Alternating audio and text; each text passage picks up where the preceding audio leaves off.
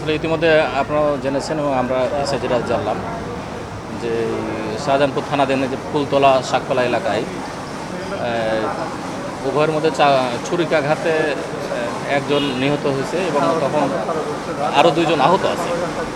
তো যে নিহত হয়েছে তার নাম শিয়াম, তার বয়স অনুমান 17-18 বলে আমরা জেনেছি। তো আমরা ধারণা করছি যে এবং যতটুকু তথ্য পেয়েছি অথবা পূর্ব কোনো শত্রুতা তাদের মধ্যে থাকতে পারে, সে থেকে ঘটনাটার উদ্ভব হয়েছে। যে আরেকজন আহত আছে, সে যদি একটু সুস্থ হয় তাকে আমরা জিজ্ঞাসাবাদ এবং আরও তদন্তপূর্বক আরও বিস্তারিত জানতে পারবো। আমরা অচিরেই আপনাদের বিস্তারিত জানাতে পারবো। আরেকজন যে আহত আছে সে গাড়ির হেল্পার বলে জেনেছি, আর যে মারা গেছে তার সম্পর্কে আমরা তথ্য নিচ্ছি। আমি মনে হয় যে আমরা খুব তাড়াতাড়ি এই বিষয়টা আরও উদ্ঘাটন করতে পারবো এবং আরও বিস্তারিত আপনাদের জানাতে পারবো।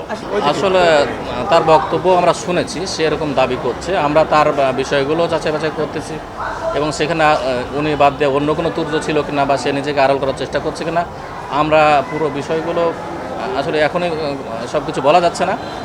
আমরা তদন্তপূর্বক সেটা তার দাবিটাও আমরা বিস্তারিত তদন্ত করব। আমরা আশা করি ঘটনার সাথে যারাই জড়িত প্রকৃত আসামিদের আমরা আইনের আওতায় নিয়ে আসবো।